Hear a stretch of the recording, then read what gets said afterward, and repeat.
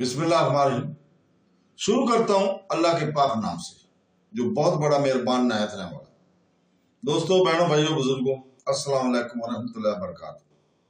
تاریخ اسلام سلطنت عثمانیہ، دولت عثمانیہ کی اس سیریل میں ہم آپ کو خوش آمدید کہتے ہیں۔ تو دوستوں، بہنوں، بھائیوں، بزرگوں، کیا آپ جانتے ہیں کہ ایک چھوٹی سی خانہ دوش ریاست نے کیسے 3 بر اعظموں پر حکومت قائم کی تھی؟ ایک قبیلہ تھا، چند سو سپاہی تھے اور ایک خواب جو بعد میں سلطنت عثمانیہ کہلایا تھا۔ یہ کہانی ہے تلوار کی، حکمت کی اور اس عزم کی جس نے قسطنطنیہ کی دیواریں تک گرا دی تھی۔ لیکن سوال یہاں پہ پیدا یہ ہوتا ہے کہ کیا یہ سلطنت صرف طاقت سے بنی تھی یا اس کے پیچھے کوئی نظریہ تھا یا کوئی ایمان، کوئی حکمت عملی تھی؟ آج ہم شروع کر رہے ہیں سلطنت عثمانیہ کی قسط نمبر 33 کو، 33 کے بعد 34 کو۔ 33 نمبر کل ہم نے بیان کی تھی، آج ہم اس کی قسط نمبر 34 کو بیان کر رہے ہیں۔ اور دوستوں، بہنوں، بھائیوں، یہ وہ سفر ہے جو ہم نے شروع کیا ہے، جو ہمیں لے جائے گا ارطغرل سے سلیمان اعظم تک۔ لیکن اس پورے واقعہ کو سمجھنے کے لیے ہمیں اسی کہانی کے، دولت عثمانیہ کی کہانی کے سے کچھ سال پیچھے جانا ہوگا۔ تو دوستوں، دولت عثمانیہ یا سلطنت عثمانیہ جسے ہم کہتے ہیں، اس کی آج کی قسط میں ہم بیان کر رہے ہیں کہ سلیمان کی خانگی زندگی بالکل بے داغ تھی۔ وہ اپنی طبیعی شرافت اور رحم دلی کے لیے مشہور تھا، لیکن خون کے چند بدنما تبوں نے اس کے دامن کو بھی داغدار بنا دیا تھا۔ اس کا سب سے بڑا لڑکا مصطفیٰ ایک نہایت نالائق اور ہونہار شہزادہ تھا۔ سلیمان نے اس کو ایک صوبہ کا حاکم بنا دیا تھا جہاں اس کی غیر معمولی قابلیت کی جوہر نمایاں ہو چکے تھے۔ اس میں سلیمان کی تمام اعلیٰ اوصاف پائے جاتے تھے۔ وہ فوج کا محبوب اور اپنے ملک کا مایہ امید تھا، لیکن یہی ہر دل عزیزی اس کی ہلاکت کا باعث ثابت ہوئی تھی۔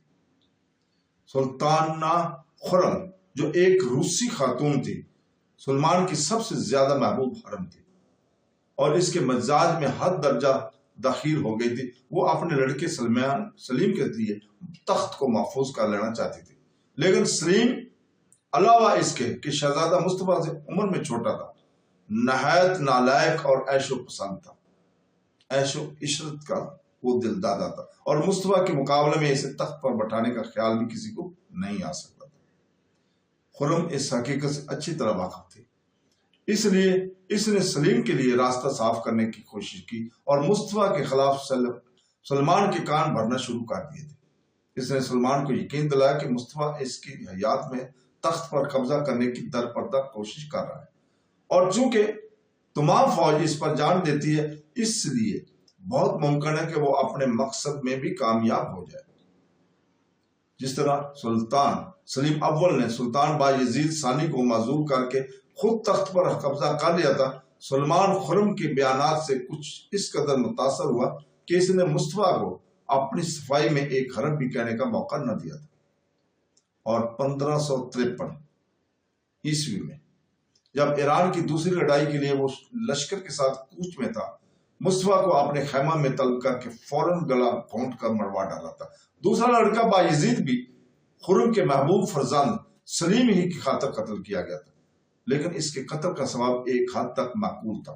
مصطفیٰ کے قتل کے بعد اس کو اچھی طرح معلوم ہو گیا تھا کہ اس کی جان بھی زیادہ دنوں تک سلامت نہ رہ سکے گی۔ اس کے بعد مشیروں نے سازش کر کے اسے قسمت آزمائی کے لیے آمادہ کیا اور 1561 میں اس نے سلیم کے خلاف جنگ کا اعلان کر دیا، لیکن سلیم کے ساتھ سلمان کی قوت بھی شامل تھی اور بایزید کو شکست کھا کر ایران میں پناہ لینی پڑی تھی۔ شاہ طلماسب نے نہایت احترام کے ساتھ اس کا خیر مقدم کیا اور بل تصریح وعدہ کیا کہ اسے اس کے دشمنوں کے ہاتھ میں نہ دے گا، لیکن سلمان نے جنگ کی دھمکی دے کر اور 4 لاکھ اشرفیوں کا وعدہ کر کے طلماسب کو مجبور کیا کہ وہ باز یزید اور اس کے 4 بیٹوں کو सलीम के सफीरों के हवाले कर दिया। इस सफीर ने बायजीद और इसके सब बेटों को फौरन कत्ल करा दिया।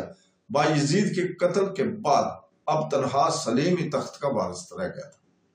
खून की जिन चींटों से सुलेमान का दामन दागदार नजर आता है, इनमें से एक इसके वजीर इब्राहिम का खून भी है।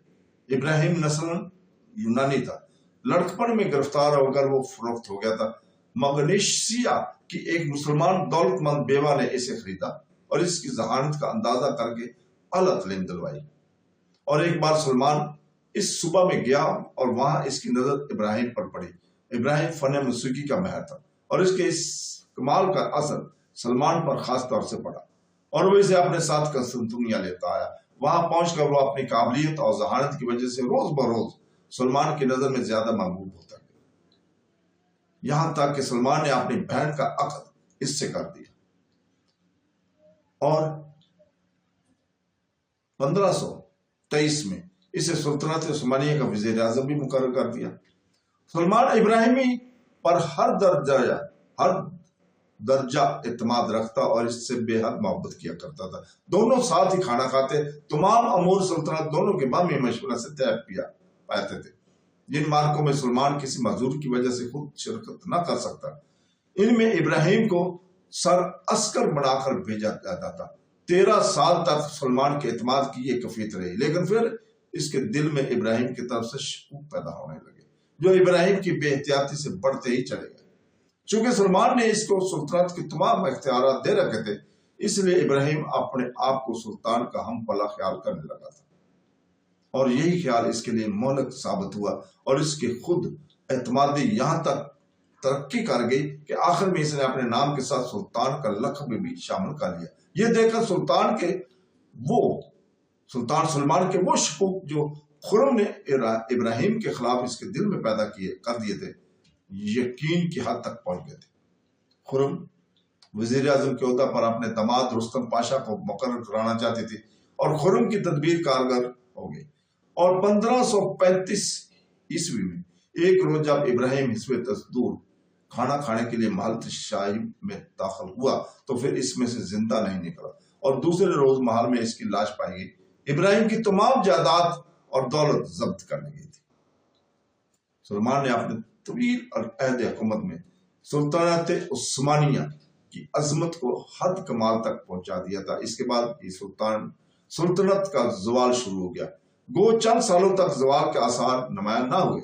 एक तुर्क मौरख कोची बेह ने 1663 ईस्वी में सुल्तानत उस्मानिया के जवाल पर एक किताब लिखी थी, जिसमें इसने ये साबित किया है कि जवाल की बुनियाद सलमान के अहद ही में पड़ चुकी थी। वो जवाल सुल्तानत को इसमें ज़ैल जो हम बयान करते हैं असबाब के नतीजे करार देता है। नंबर 1, पहले दस्तूर ये था कि दीवान की हर मजलिस में सुल्तान खुद मौजूद रहता था और वज़ीर सुल्तानत से खुद मशवरे किया करता था। सलमान ने इस दस्तूर को मौकूफ कर दिया। वो बजाय दीवान में बैठने के इससे मुख्तसर एक अलग कमरे में बैठने लगा और वहीं से मजलिस की तमाम कार्रवाइयों को सुना करता था। इसकी जानशीनों ने दूसरे कमरे में बैठना भी मौकूफ कर दिया और इस तरह सुल्तान के मतलब अलहानी में रोज बरोज इजाफा होता चला गया और वज़रा के मशवरों का असर कम होने लगा, जब तक सलमान जैसा मतब्बर और आली दिमाग सुल्तान तख्त पर था इस तब्दीली की खराबी ज़ाहिर ना हुई। लेकिन इसके बाद इसके मदर इसरात सामने न आने शुरू हो गए। वज़रा सुल्तानत की बजाय ख्वातीन हरम या दूसरे गैर जिम्मेदार और खुद गर्द खास अमूर सुल्तानत में मशवरे देने लगे। सुल्तान के फैसले अक्सर इन्हीं मशवरों से मुतासर होते रहते। नंबर 2 पे आता है कि सलमान ने एक जिद्दत ये भी थी कि बाज ऐसे शिकास को जिन्होंने बतदरीज जरूरी मदारिज तय नहीं किए थे, महज अपनी मर्दम शुमारी की बना पर आला ओहदों पर मुकर्रर कर दिया। इसकी सबसे पहली और सबसे नुमाया मिसाल इब्राहिम का वाक़या। सलमान इब्राहिम की लियाकत से इस दर्जा मुतासर हुआ कि इसने चंद साल के अंदर ही अंदर इसे सुल्तानत उस्मानिया की वज़ारत उस्मा के ओहदा पर मुकर्रर कर दिया था। इब्राहिम के अलावा और भी बहुत से लोग इस तरह ऊंची ऊंची जगहों पर मुकर्रर किए गए थे।